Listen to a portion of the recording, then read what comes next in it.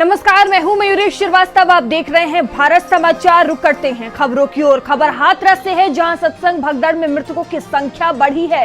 हादसे में अब तक कुल 123 लोगों की मौत हो गई है। संबल की 2 महिलाओं की मौत हुई है। अभी तक नारायण सरकार उर्फ सूरजपाल पर कोई एफआईआर नहीं लिखी गई है। सिर्फ सेवादारों और आयोजकों पर पुलिस ने केस लिखा है। 123 मौतें के जिम्मेदार पर कार्रवाई क्यों नहीं की गई, ये सबसे बड़ा सवाल उठ रहा है। देखिए, पुलिस की एफआईआर में नारायण सरकार नामजद नहीं है। 123 मौतों के जिम्मेदार पुलिस के मुताबिक सिर्फ सेवादार और पुलिस प्रशासन पर भी एफआईआर का कोई जिक्र नहीं हुआ है। देखिए, जो सेवादार है, आयोजक है, सिर्फ इस मामले में उन पर केस किया गया है। सत्संग में जो बाबा थे उन पर कोई भी मुकदमा अभी तक नहीं लिखा गया है। और देखिए, मृतकों की संख्या जो है वो बढ़ती हुई लगातार नजर आ रही है। मृतकों की संख्या बढ़ गई है, 123 लोगों की ये संख्या हुई है। देखिए, हादसे में अब तक कुल 123 लोगों की मौत हो चुकी है।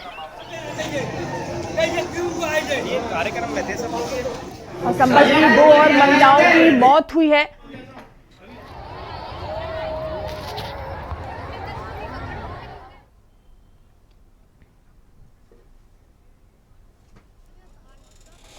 और हमारे साथ सहयोगी जुड़े हुए हैं, सीमाब और संजय। सबसे पहले सीमाब, मैं आपके पास आऊंगी। देखिए, लगातार जो मृतकों की संख्या है वो बढ़ती ही जा रही है। अभी ये भी आशंका जताई जा रही है कि ये संख्या और भी बढ़ सकती है।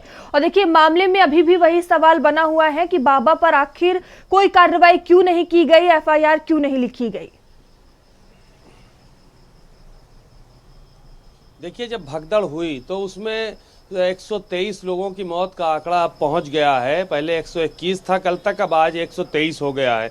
2 महिलाएं और जो है वो मृत पाई गई हैं और कुछ लोगों का इलाज अस्पताल में चल रहा है, जहां पर डिप्टी सीएम ब्रजेश पाठक भी कल पहुंचे थे और उन्होंने वहां पर मरीजों से बातचीत की थी। कल मुख्यमंत्री योगी आदित्यनाथ भी हाथरस पहुंचे थे, उन्होंने यहां पर बात किया। लेकिन सबसे बड़ा सवाल ये है कि ये जो भगदड़ हुई, ये पूरा घटनाक्रम हुआ, ये इस पे पीछे जिम्मेदारी किसकी है। बाबा अभी तक जो है वो फरार है, ना तो बाबा के ऊपर एफआईआर हुई है और न बाबा को गिरफ्तार किया गया है। सारा का सारा ठीकरा सेवादारों पर और आयोजकों पर फोड़कर जो प्रशासन है उतना अपनी जो है वो पल्ला झाड़ लिया है। अरे भाई, जब प्रशासन ने अनुमति दी थी तो प्रशासन को सुविधाओं का ख्याल रखना चाहिए था। और ये कहा जाता है कि बाबा जो है वो उसके सेवादार जो होते हैं वो प्रशासनिक लोगों को इंटरफेयर नहीं करने देते। तो क्या बाबा अपनी अलग सरकार चला रहा है? क्या बाबा के पास इतनी पावर है कि वो प्रशासन को, एसडीएम और डीएम को, सबको जो है वो ठेंगे पे रखता है, कप्तान को ठेंगे पे रखता है कि वो वहाँ पर कोई भी अव्यवस्था भी हो जाए तो भी वो प्रशासनिक लोगों को इन्वॉल्व नहीं होने देगा वहाँ पर। और जब 80,000 लोगों की परमिशन थी तो 2.5 लाख आदमी कैसे पहुँचा? और बाबा ने ये बात क्यों कही मंच से कि चरणों की धूल ले जाओ तो इससे पूरे परिवार को आराम मिलेगा, जहाँ जिसके दर्द हो, जहाँ जिसको बीमारी हो, वो चरणों की धूल से ठीक हो जाएगी। इस तरह के पाखंडी बाबा, ढोंगी बाबाओं पर सख्त सख्त कार्रवाई होनी चाहिए। और अभी तक उसका एफआईआर में नाम तक नहीं लिया गया है। अब डीएम और एसपी ये भी अपना दामन बचा के धीरे से जो है वो निकले जा रहे हैं। मुख्यमंत्री ने हालांकि इस बात का जिक्र किया है कि रिटायर्ड जज की कमेटी बनाई जाएगी और वो जांच पूरी करेगी ताकि किसी तरह का कोई प्रेशर न रहे प्रशासनिक अफसरों का। लेकिन इस तरह के जो बाबा हैं, इनकी गिरफ्तारी कब होगी, सबसे बड़ा सवाल ये है। उन पर कार्रवाई कब होगी?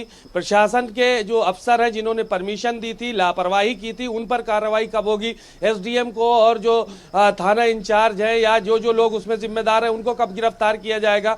तो ये बड़े सवाल बने हुए हैं। लगातार मौतों का आंकड़ा बढ़ रहा है। आपने देखा कि 121 से 123 मौतें हो गई, 2 मौतें और हो गई। और जिस तरह का वहां पर भगदड़ के समय मंजर नजर आ रहा था, उसको देखकर किसी का भी दिल दहल सकता है। तमाम लोगों के सामान वहां पर बिखरे पड़े थे, जूता चप्पल वहां पर बिखरे पड़े थे। बाद में प्रशासन के लोगों ने उन जूता चप्पलों को उठाया, 4-4, 5-5 बोरे में भर के जूते लिए जाए गए। आप ये समझिए कि भगदड़ कितनी बड़ी थी। छोटे छोटे बच्चों की शीशियां दूध की वहां पर पड़ी हुई थी, बच्चों की दूध की शीशियां पड़ी थी, छोटी छोटी चप्पलें पड़ी थी, लोगों के जो है वो खाने के टिफिन वहां पे पड़े हुए थे, कुचले हुए टिफिन पड़े पड़े थे, जो खा तक नहीं पाए और भगदड़ का शिकार हो गए। तो ये सब संवेदनाएं लोगों के मन में जो हैं, वो उसका जवाब कौन देगा? क्या डीएम एसपी इसका जवाब देने के लिए तैयार है, जो खाली पल्ला झाड़ने का काम कर रहा है? और रही बाबा की बात कि बाबा बड़ा सिद्ध पुरुष था, तो एको आदमी को जो उसके अनुयायी थे उसको जिंदा नहीं कर दिया कि आके जिंदा कर देता? एक भी आदमी, तमाम घर तबाह हो गए, बर्बाद हो गए, एक एक घर में 3-3 लाशें बिछ गई, पूरा परिवार बर्बाद हो गया। अब उनके दिलों से पूछिए कि उनका परिवार जो बर्बाद हुआ है वो लोग कैसे जिंदगी बिताएंगे, कैसे जिएंगे? कि एक घर की तो उनकी माता भी खत्म हो गई, उसकी पत्नी भी खत्म हो गई, उसकी बेटी भी खत्म हो गई। 3 लोग, यही हाथरस के पास एक गांव है, वहां का हादसा है। अब बताइए, जब पूरा परिवार उजड़ा जा रहा है तो उसके लिए जिम्मेदार कौन है? अब तो उनका सब कुछ लुट गया है, बर्बाद हो गए वो। अब आगे का जिंदगी वो कैसे जिएंगे, ये तो अब उन्हीं के दिल से कोई पूछ सकता है।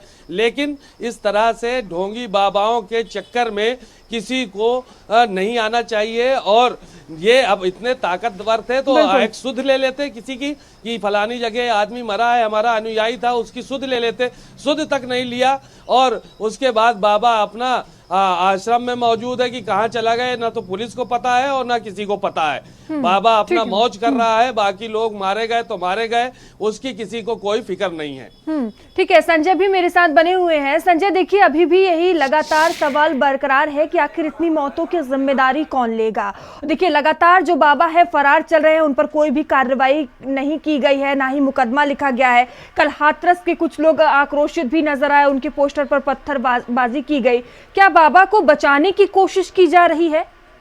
बिल्कुल, अभी तक की जो कार्रवाई की मुहिम देखने को मिली है उस पर तो ये सीधे तौर पर साबित होता है कि कहीं ना कहीं पुलिस प्रशासन या सरकार में शामिल कुछ लोग ऐसे हैं जो इस पाखंडी को बचाने की मुहिम को तेज करके रखा है, उसे हवा दे रहे हैं। क्योंकि जैसे कि सोर्स के हवाले से खबर ये भी आ रही थी कि घटना के तत्काल बाद जैसे वहाँ से वो पाखंडी फरार हुआ था, उसके बाद कुछ सक्षम अधिकारी उस पाखंडी से मिलने उसके आश्रम भी गए थे। तकरीबन आधे घंटे तक उनकी मुलाकात भी हुई है। उसके बाद से वो पाखंडी अभी तक गायब है। न तो पुलिस प्रशासन के पास इसकी कोई जानकारी है, न ही उनके जो सेवादार हैं उनको इस बात की कोई भनक है कि आखिरकार वो पाखंडी कहाँ भागा है, देश में है या विदेश भाग गया है, या फिर किसी छोटे देश के रास्ते बाई रोड से होते हुए फ्लाइट से वो किसी अन्य जो देश है वो चला गया है। इसकी कोई जानकारी पुलिस प्रशासन के पास नहीं है। अभी तक सरकार की तरफ से जो कार्रवाई की गई है उस पर किसी भी तरह का नाम उस पाखंडी का नहीं रखा गया है। हालांकि सीएम ने जरूर कहा था कि ये कार्रवाई है, मुकदमा आगे विवेचना बढ़ेगी तो और लोग जो शामिल हैं उनका नाम शामिल किया जाएगा। सीधे तौर पर जब 80,000 की परमिशन थी तो और इतनी बड़ी संख्या में 2.5 लाख से ज़्यादा लोग वहां पर पहुंचे, तो उस पूरे कार्यक्रम की जिम्मेदारी किसकी थी? जब पुलिस प्रशासन के लोगों को अंदर सेवादार नहीं जाने दे रहे थे, वहां पर आखिरकार सीसीटीवी कैमरे क्यों नहीं लगाए गए? ऐसी भगदड़ की उन तमाम जो पॉइंटर्स होते हैं उनको क्यों नहीं अभी तक निकाला गया?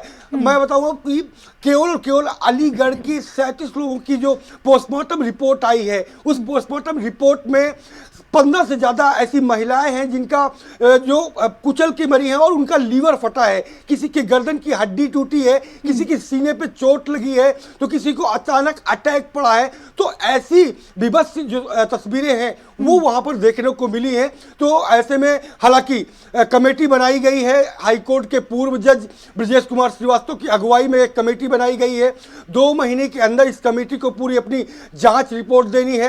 पूरी तरीके से ये कमेटी सीएम कार्यालय से ही निगरानी की जाएगी, इसमें कोई हस्तक्षेप नहीं कर सकता है। लेकिन सबसे बड़ा सवाल यही है कि अभी तक उस पाखंडी पर एक लाइन की न तो FIR है, न ही उस पर दोष बढ़ा जा रहा है। यहाँ तक कि सेवादार तमाम भक्तों को जो वहाँ पर उस पाखंडी के कहा जा सकता है कि वहाँ पर शामिल होते थे, वहाँ पर जाकर के उनको भी धमकाया जा रहा है। कुछ वीडियोस भी वायरल हुए हैं बसों में, जो उनके सेवादार उन तमाम लोगों को धमकाने का प्रयास कर रहे हैं। तो लगातार पुलिस प्रशासन की अगर संजय, बाबा पर FIR क्यों नहीं लिखी गई? क्या आपकी किसी आला अधिकारी से बातचीत हुई है? क्या वजह रही कि FIR नहीं लिखी गई? आला अधिकारी इस पूरे मामले पर बचते हुए नजर आ रहे हैं। कोई भी सक्षम अधिकारी इस पूरे मुद्दे पर बयान देने से बच रहा है और सीधे तौर पर वो बात नहीं करना चाहता। कारण कुछ भी हो सकता है, लेकिन सोर्स के हवाले से जो अंदर से खबर है कि सरकार के अंदर बैठे कुछ लोग, कुछ नुमाइंदे हैं जो कहीं ना कहीं बाबा के इस पाखंडी को बचाने का प्रयास कर रहे हैं। और यही वजह है कि इतनी बड़ी घटना जो पूरे प्रदेश और नहीं पूरे देश को हिला करके रख चुकी है, इस पर राजनीति भी तेज हो गई है। लोग वहां पर जाकर के राजनीति भी कर रहे हैं, लेकिन उस पूरी इतनी जो भयावह घटना हुई है उस पर जो दोषी, सीधे तौर पर जो दोषी हैं, जो आयोजक हैं, जो आयोजकों के सेवक के साथ साथ इस पाखंडी के सेवादार हैं, या जो ये पाखंडी अपनी जो दुकान चला रहा है, इस पर किसी भी प्रकार की कोई एक लाइन की कार्रवाई देखती हुई नहीं बन रही। तो कहीं ना कहीं सरकार के बैठे कुछ नुमाइंदे बचाने का प्रयास जरूर कर रहे हैं। बिल्कुल ठीक है। संजय सेमाव, आप दोनों ही नजर बनाए रखिएगा। बहुत बहुत धन्यवाद आपका। और चलिए आगे बढ़ते हैं। खबर मैनपुरी से है, जहां देर रात आश्रम में एसओजी टीम पुलिस संग पहुंची। आश्रम के अंदर एसपी सिटी पुलिस बल संग पहुंचे थे। आश्रम के अंदर से लोगों को बाहर निकाला गया। भोले बाबा के आश्रम पहुंचे एसपी सिटी राहुल मिठास। तो देखिए